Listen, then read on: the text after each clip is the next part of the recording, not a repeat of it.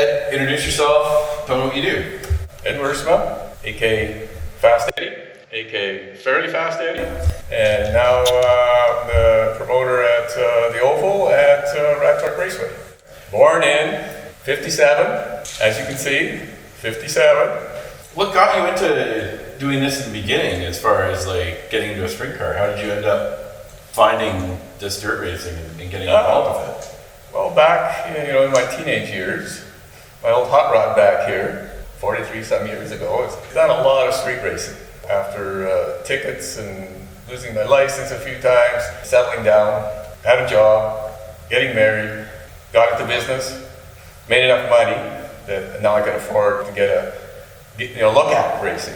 And then my brother got into it, my brother Johnny, invited me out, and I'm looking at, hey, nice track, nice brand new, it was Capital Raceway, it was a beautiful place, everybody's having fun, lots of fans, like, oh, geez, this is what I gotta try out. So bought an Alberta Modified, raced it for 3-4 years, and then we got into, they had another cheaper class, which is called the Sporties, Extreme Sprint Sporties.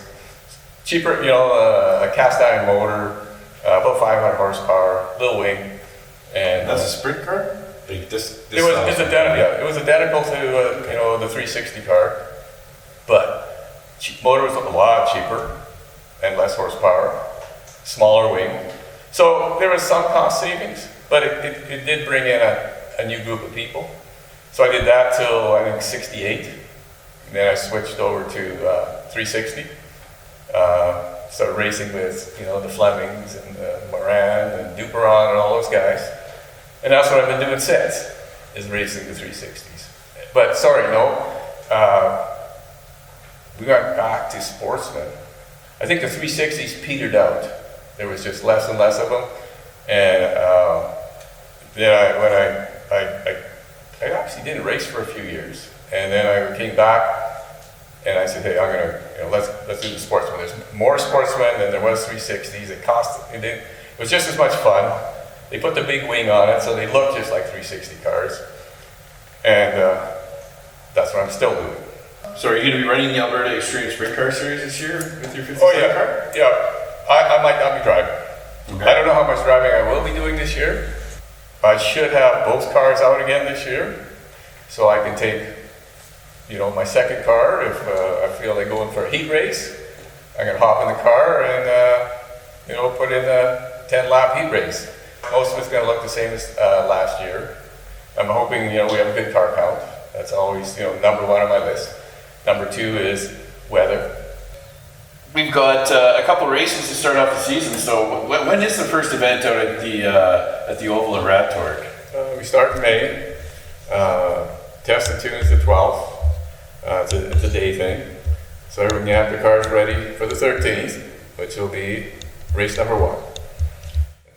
So the next race after that will be the 26th and 27th? Well, after the long weekend. After the long weekend, yeah. Okay. So that'll be like the 26th and 27th of May. Yeah. Perfect. So is there some big events, like some big headline events that we're going to have at Rad Torque this year? Every year we try and get every class.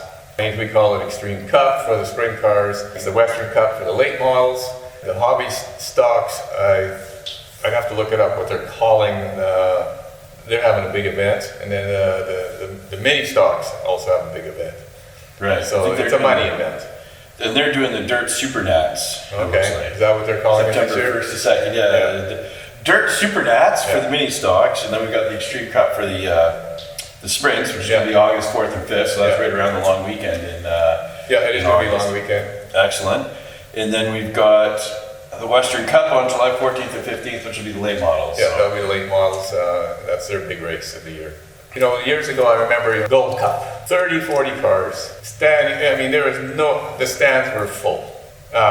And you always go back to looking at some of those pictures and you go back, what happened? Why can we not get the car counts? Why can't we fill the stands? Everything has kind of changed in the world. Less young people involved or even interested. We have a gazillion other things to do. Costs keep going up. So this is probably the hardest time for anybody in the oval track business to make it grow. All the little things that we're trying this year, we're trying to get more family involvement, kids relating more to the drivers, which I think is really important. Trying to get the show over sooner, so I start sometimes a little sooner so I can get the races over a little bit sooner so people still can come down into the pit area, talk to the drivers, look at the cars, and get involved. So they get a good experience when they go home. They want to, hey, we want to go out to the next race because I want to see, the Flemings racing. For me, if I want to have a highlight or say something that we want to say, hey, you know what? This was cool. It puts a smile on my face. I don't know if you remember, Brody's car crapped out. I think the engine failed. Yep. And I put him into my car. He started from the back. Yep. And won. That's right. That to me is like, wow. That's a moment. I'll never forget. Right.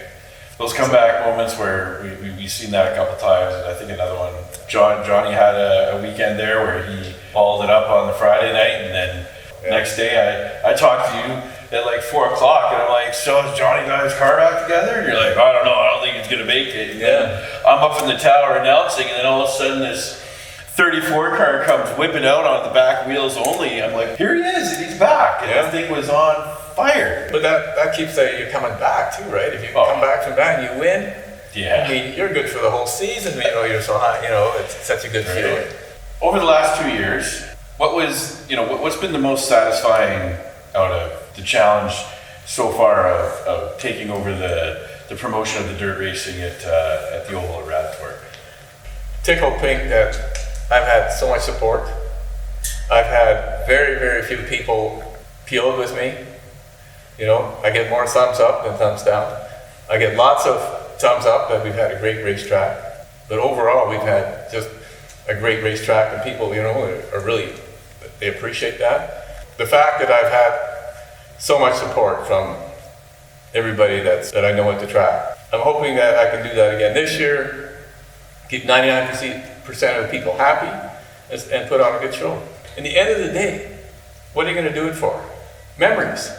So you want to go there and have good memories. You want to have something that tell your grandkids, hey, look, I have a race car. Here's the pictures. Here's some of the tapes. Here's they have something to talk about. So that's where you've been able to provide a lot of really tight racing. I mean, there's been all the classes that we've seen come out for the most part have put on really good shows. The sprint car guys have been solid the whole time.